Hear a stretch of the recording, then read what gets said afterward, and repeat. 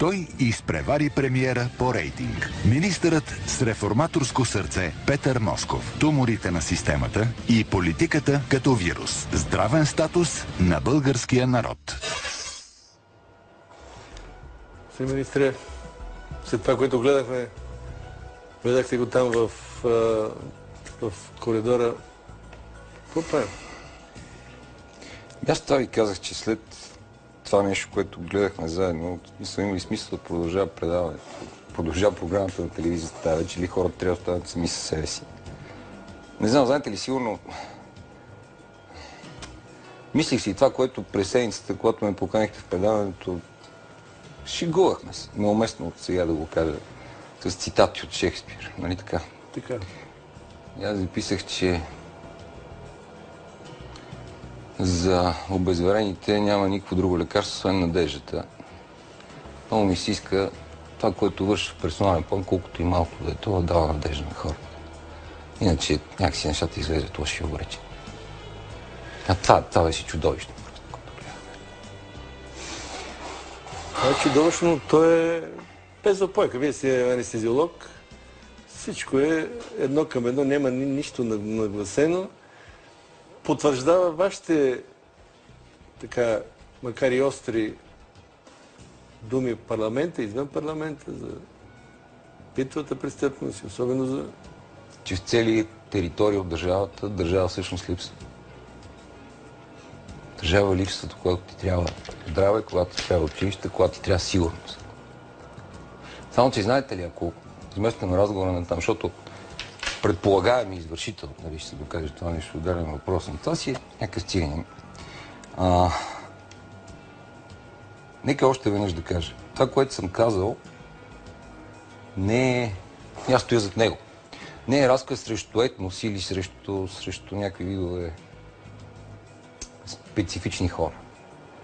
Това, което казваме, е борба за справедливост. Борбата за справедливост означава, че хората трябва да имат права, но трябва да имат и равни задължения пред закон. Аз говоря не от името на някакви побеснели хора, които не харесват различните, а говоря от името, надявам се, на хора като вас, които си плащат данъците и осигуровките. И за които системите за сигурност, за здравеопазване, за образование, въпреки че те ги издържат с данъците, никога не са налични, когато им потрябват. И за тия хора трябва да се грижим и някой трябва да говори от тяхно име. Аз това правя. И конфликта ми с ДПС е на тая тема. Защото те правят това. Нашите данъци и осигуровки те ги дават като подкуп за бъдещето гласуване. Това е конфликта. Няма етнос, няма религия. Ето го тука. Смело сърце. Гаделичка, нали? Да. Благодаря за което ще ми го дадете ли просто? С удоволствие, казва шефката на екипа Нина. Кога е наркотичният ефект, кога е по-силен? От дрогата или от властта? За дрогата не знам, за властта ефектът е такъв, че като се прибера към 10 часа вкъщи, да спивам на футюра. Наскоро си вкарахте автогол, не знам дали разбрахте, поне според мен. Сигурно ще ми кажете. Одобрявате ли оставката на Вучков? Говоря принципно, не говоря за деня, часа и така нататък. Човека искаше смяна на едни хора, господин Борисов каза не, той каза тогава се тръгва. Ще разделя, няма да избягам от отговора, защото общо взето знам контекста, заради който го питате. Първо, не одобрявам нито една оставка в правителството, защото всяка дестабилизация в правителството означава дестабилизация на държавата. Второ, искам да съм безкрайно ясен. Оставките, за които пледираше господин Вучков, така или иначе щяха да бъдат получени. Уверявам ви в това. Трето, искрено съжалявам, че господин Вучков, който дълбоко уважавам, ценя и така, свалям шапка за почтения начин, по който постъпва, подаде оставка. Понякога някакси живота ни учи. Мене, може би, понеже по-дълго време съм на полето на тая битка, отколкото той, че трябва да се прехапеш името на това да си свършиш работата. Не се знаете какво ви чака сега, какво ви чака като въпрос. Не се мусете. Наистина трябва да се прехапеш, трябва да свиеш себе си, за да можеш да свършиш работата. Ние сме там, поне аз за себе си говоря, за да се свършат някакви точно определени неща. По какъв начин се гледам в огледалото заради компромисите, които правя със себе си, това си е моя работа и не ангажирам никой с това. Аз искам целите, за които съм на това място, да бъдат изпълнени. И вие трябва да искате това от мен. Подкрепям начина ви на говорене. Така разбирам. Съжалявам, че правосъдният министър като един мишок само се чуди и от най-малко нещо се плаща. Така трябва да се говори, особено в съдебната система. И затова ви поздравявам и затова ви подкрепям изцяло. Само, че сега, и го говоря безпрекословно, и хората го мислят това. Дайте, ако обичате, рейтинга, само, че вие допуснахте една, така, не вие, с поведението си направихте така, че хората да ви харесат, скочи ви 4-кратно рейтинга, не този, не партийно, а на хората, и изпреварихте Бойко Борисов по рейтинг, а Бойко Борисов не прощава за две неща, според така както знам, за рейтинг и за жени. Така че имали сте разговор с него и сте се шегували по темата рейтинг. Ако Борисов не ви е простил нещо за жена, не мога да се намесвам в този спор. Ето гледаме сега за какво става дума. Иначе да кажа... Фандъкова, Москов, Павлова и с някакви си 43% одобрение Бойко Борисов. Господин Москов на второ място с шалчето между две жени. С шалчето. Аз ходя с шалчето, защото имам оксипитална невралгия, не от газария. Да кажа, приемам това. Разбира се, че ми е добре, когато виждам такива нива на подкрепа. Другото би било лицемерно. Приемам го като доверие в аванс. Приемам го като това, че целите, които съм поставил, защото говорим, че трябва да изпълняваме цели, са верни. В смисъл, хората са ги припознали като верни.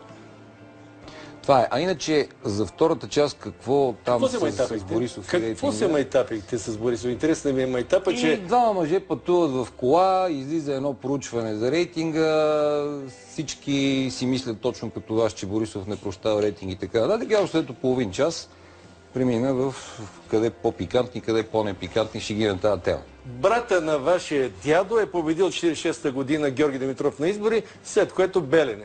Хайде, сега не е Белене, Брюксел. Не казали нещо, господин Борисов, хайде, няма да е Белене, сега Брюксел. Не. И вярвайте ми, ние с Борисов, и Реформаторския блок и ГЕРБ са различни хора. Но имаме зададена обща ясна цел. Ако рейтинг, желание за някакво друго позициониране или каквото и да било друго, разклати стабилността на това правителство, който посегне на стабилността на това правителство, той трябва да носи отговорност пред хората за връщането на ДПС и за това какво ще се случи с забавянето на реформи. Защото преди малко ми казахте за забавените реформи в БДЖ. Това ще си го платиме. Това, че не направихме някакви неща... Никакви реформи до сега, никакви реформи никъде. Това, че не направихме определени неща миналия месец, ще го платиме в края на годината. И всички го знаем, нали така? Естествено. Колкото повече отлагаме нещата, толкова по-скъпо ще ги плащаме. Затова казвам, ако има някаква ценност, въпреки различността ни, между мен и Борисов, между Радан Кънев и Борисов, между Блока и ГЕРБ, то е, че имаме ясна обща ценност. Стабилност и хоризонт, за да могат да се извършат промените. Ако някой посегне на тази стабилност, било за да става не знам си какъв, било за да... Това е стабилност в блатото и добре го осъзнавате. Не е в блатото. Не е в блатото. Какво е това? Ако вие предлагате друг модел на политическа стабилност, моля да го чуя. Защото за мен модела, в който ДПС и БСП са извън властта, има ясна програма, която трябва да бъде изпълнявана, това означава стабилност, за разлика от това, в което живяхме преди една година. Стабилност и никакви реформи. Това е оплашения политик Борисов. Не говорете никакви реформи, защото мантрата преди един месец по адрес на Реформаторския блок и специално спрямо мене, като един от техните представители в Христо, беше, той нищо не прави. В момента са издигнали такива уста срещу закона за здравно осигуряване, който сме вкарали в парламента. И ще ги чуете само следващата седмица. Същите тия хора. Ама аз точно това чух. Той човек нищо не прави, ала бала, къчове хвърля по темата ДПС и така нататък и ще се сблъска с лекарското съсловие, които ще му отрежат главата, ако посегне на интереси. Ами интересно, че не се сблъскам с лекарското съсловие, заедно с лекарското съсловие, с пациентските организации, извървяваме общи стъпки, търсиме консенсус и сме го намерили. Стигаме до подтекста. Господин Москов, ако не смените тримата шефове на трите болници, за които казахте, че са оставили парите си над 25% в КТБ, нали знаете, че трябва да си подадете оставката, ако имате грам достоинство? Вижте, Моята оставка не е нещо, в което аз съм се фиксирал. Дете се вика, първи му поискаха ДПС, сега вие наредете се. Не, дали ще се поставя, ще се поставя. Цитирам. Значи, не, вие нямаше да ме цитирате, аз много добре знам какво съм казал. Всяка една от болниците. Чуйте ме внимателно, ще ви кажа. Така. Всяка една от болниците. Извинете, че ви прекъсвам, защото това си е вашето предаване. В крайна сметка. Тук е още... Всяка една от болниците, която не е спазила регламента на финансово министерство и държава, нерегламентирано количество пари на едно място, на всяко едно от тези места ръководството ще бъде сменено. Чухте ли ме? Кога? В рамките на закона, когато се стигне до общо събрание и се мине през по законовия път, защото болниците управляват по търговския закон, господин Диков. Не знам дали знаете. Света Ана, където е вашия шеф, Димитър Димитров, там трябва да го смените. Разбира се. Където работите. Ще го смените. Да. Света Марина във Варна и Свети Георги в Пловдив. И тримата ще... Там на университетска болница и промените ще протекат още по-бързо. Ще им отрежете... Свети Георги не е болница от този кръг. Свети Георги няма задължения, не задължения ми няма натрупани влогове в една банка. Свети Георги има сериозна дългова криза. Колко пари отигоряха на тия болници в КТБ? 6 милиона на едното, 7 на другото и има още 2-3 болници с по-малки задължения. От какъв взор, като плачат болниците, че нямат пари там на влог? Ето за това нещата ще се променят. Какъв рушвет са гълтали някои хора от влоговете? Вижте, не е задължително да е рушвет. Ако нещо ни умори като цивилизация, това ще е липсата ни на чувство за достатъчност. Аз ако ви покажа преписката, които болниците са връщали в Министерството, след като им е казвам, така и така направете това и това, от 9 кладенеца вода се вадат само и само да не се направи това. Аз първо не разбирам какво значи едни пари. Защото тези пари са от здравни осигуровки, те не са изчукани от някой, нали? След като ги имаш, те да не бъдат вложени в по-качествено лечение на пациентите и в по-добри заплати на работещите, а да бъдат държани на книжка. И второ, не разбирам, че дори след като е видна цялата криза, ти продължаваш да правиш това нещо, затова трябва да се носи отговорност, ще бъде понесена, вярвайте ми. Ако тримата не бъдат сменени, си подадете ли оставка? Ако не ви дадат да ги смените. Той смисъл, защото един е бил с връзки с СДС, вашата сестринска организация. Айде да видим. Кой си връзка? Или не? Какво искате да си подам оставката? Ако не бъдат сменени тримата, Вие искате да си подам оставката или искате да се свърши някаква работа? Аз ви казах, че и на трите места ще настъпят промени. Добре, ако не бъдат сменени тримата директори, колко е простичко? Ама защо си мислите, че всичкото е свързано с смяна на директори? Това са бордове. Това е начин на управление. Едното е акционерно дружество, другото е еднолично акционерно дружество. Там ще бъдат направени радикални промени. Вярвайте. Във всяка една от болниците, които са престъпили указанията на финансово министерство и са бастисали парите от нашите здравни осигуровки в КТБ. Малко назаден давате. Къде давам назаден? Значи няма да си подадете оставката, ако не успеете тримата да ги смените, няма да си подам оставката. Здравейте. Добре. Толкова е простичко. Простичко е. Аз не казвам нищо друго. Вие фиксирал сте в оставката ми. Ако искате да ви я напиша, да ви я дам, да си я държите тук, да ви е спокойно в останалата част от разговора. Не искам мъжко поведение. Това искам. Какво от поведението ми? Като Вучков искам мъжко поведение. Ето, това не се ще от българските полицисти, което го няма. И дайте ми един пример, защото казвате, че в среда след заседанието на Министерския съвет сте говорили с Радан Кънев и Бойко Борисов след оставката на Вучков, като хора, на които си имат доверие. Дайте ми едно нещо, заради което му имате доверие на Бойко Борисов. Например, твърдото му решение, че ще смени тези двамата Лазаров и Писанчев и това, че ги направи. Аз ви казах, че аз не съм имал съмнение в това, че това ще се случи. Най-абсурдният довод. Що? Те сменени ли? От олигофрен каза, че много се стара и няма да го сменя. И след оставката на Вучков, едва тогава го смени. Господин Диков, тези хора сменени ли са? След оставката, бе. Господин Диков, тези хора сменени ли са? Дръжте се като мъж и ми отговорете. Аз и като жена, и като жена с обратна китка. И като жена не може да разберете дали са сменени. Чудесно, след като са сменени, следващия въпрос. На какво? И затова му вярвате, това го давате като пример. Това е най-абсурдният пример, че може да му вярвате на Бойко Борисов. Тоест, ако е имало разбирателство, че тези хора трябва да бъдат сменени и те са сменени, това е повод за доверие, нали така? Не разбирам въпроса. Един пример да му вярвате на Бойко Борисов. Човека, който сутрин, обед и вечер си сменя по 3 пъти мнението за сумати безкрайно важни въпроси. Ето сами е. С тъга го казвам. Искам този човек да... По какви поводи си сменя Бойко Борисов мнението, сигурно сте прав. Така. За мен е важно по нещата, които са разписани в коалиционното споразумение, да не си сменя мнението и да стои за стабилността на правителството и на мнозинството. Това за мен са важните неща. А какъв е Борисов като човек? Това е тема на други предавания. Като политик, аз като не говоря като политик, той като политик си сменя. Но отново казвам, има взаимно доверие. Така. Има много причини то да бъде нарушено. Казвам само следното, още веднъж искам да го повторя. За мен основната ценност в момента е запазване на стабилността и дългосрочен хоризонт, в който могат да бъдат направени промените. Ако Борисов или някой от нас, или някой от другите партньори в подкрепящото мнозинство посегне на тази стабилност, той трябва да отговаря пред хората защо връща ДПС. Ама какво значи стабилност? Вие трябва да отговаряте пред хората защо не правите никакви реформи. Вие това не го ли усещате, че сте някакъв апендикс.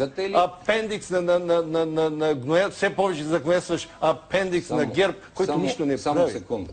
Значи, защото вие ще ме върнете и там. Апендикс бяхме преди 2 седмици. От 2 седмици има нова опорна точка. Бавите се. Новата опорна точка е, че прияждаме с власт. Последно апендикс сме или прияждаме с власт? Кое от двете? Загнояваш апендикс. Тоест не прияждаме с вас. Вие не влизате в тази опорна точка, така ли? Да го отхвърлим тогава? Да кажем, че е лъжа. Лъжете доверието на огромен брой хора, които са нормални, интелигентни хора, които са гласували за вас. Като ми казвате, че лъжа, трябва да ме погледнете в очите и да ми кажете защо считате, че аз не правя реформа. Аз не говоря, излъгахте. Вие като реформаторски блок. Говорите с мен. Ако имате предвид някой друг конкретен човек в правителството, в мнозинството или в управлението, викате си го тук и си го питате.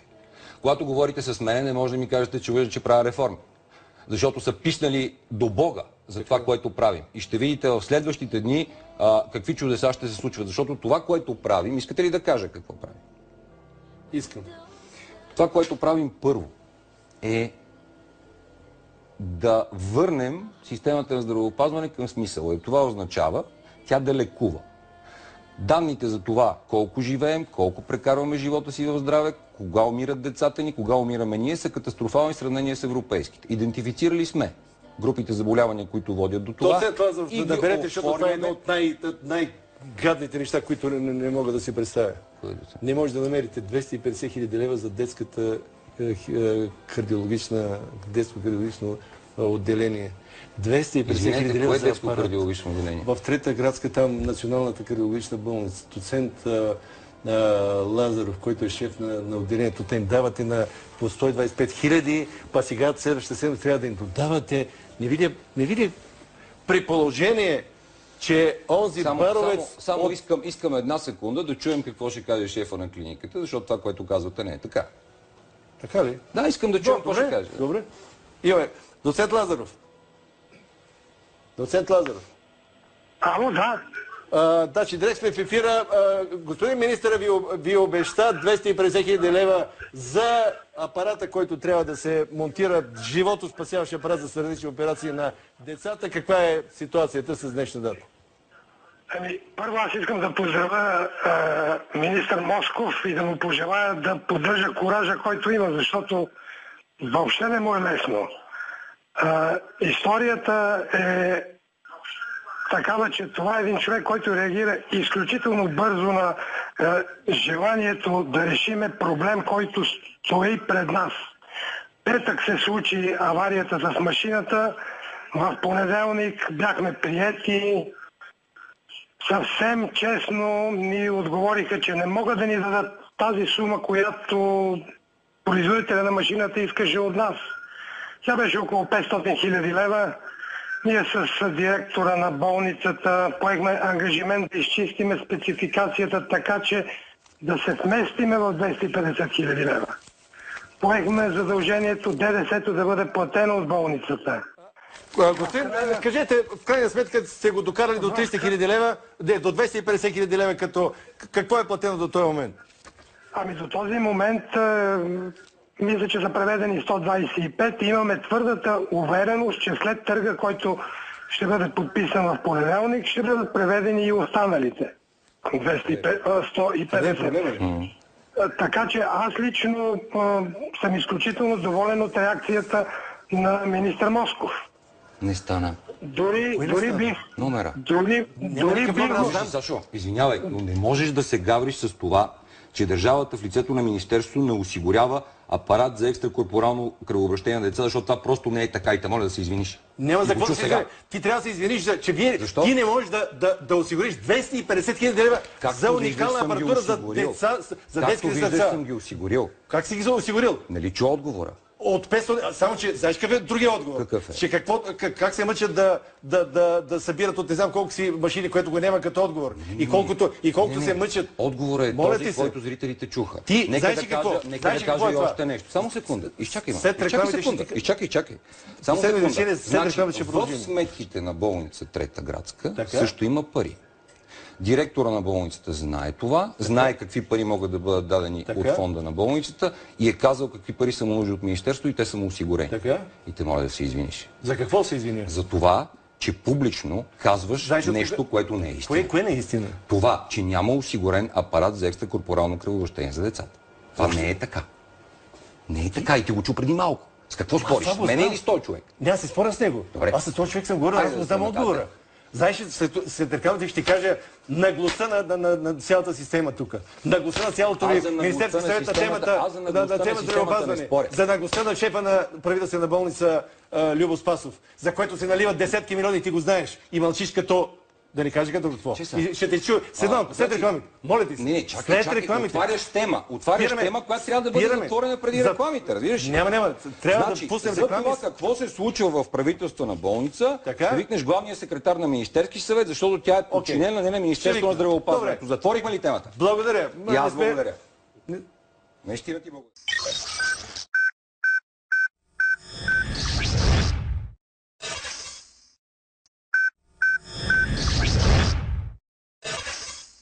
Продължаваме с шампиона по рейтинг, господин здравния министър. Кажи ми, мога ли да ти помня като лобист по темата за правителствена болница?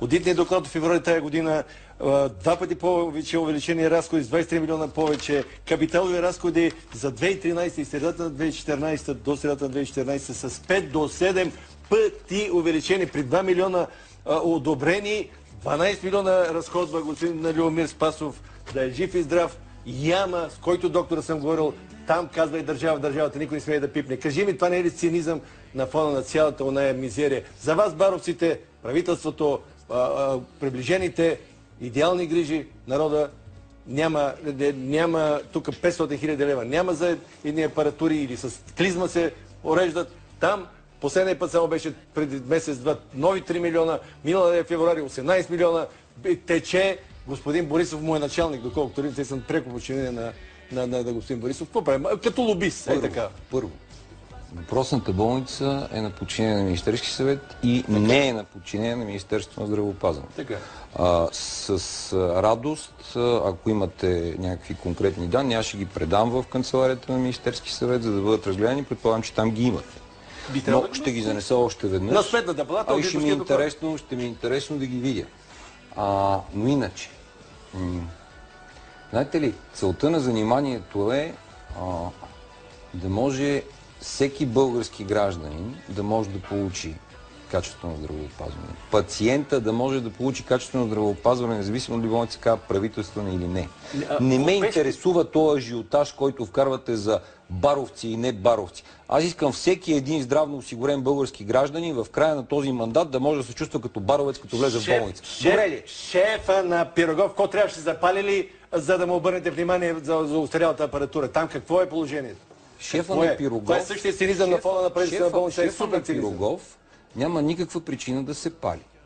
Шефа на Пирогов трябва да представи ясен доклад за спешността на определен вид апаратура. Такъв доклад той още не е представил, след което аз съм поел ангажимента публично пред вашите колеги за това, че в ясен последователност от време апаратурата на Пирогов ще бъде подменена. Вие за Пирогов не ми говорете. Аз там съм прекарал казва, лечението на жената, което направиха чудеса за 28 дена, е по 1100 лева на ден. Пирогов получава за 24 дни по 482 лева, за последните 4 дни по 185 лева.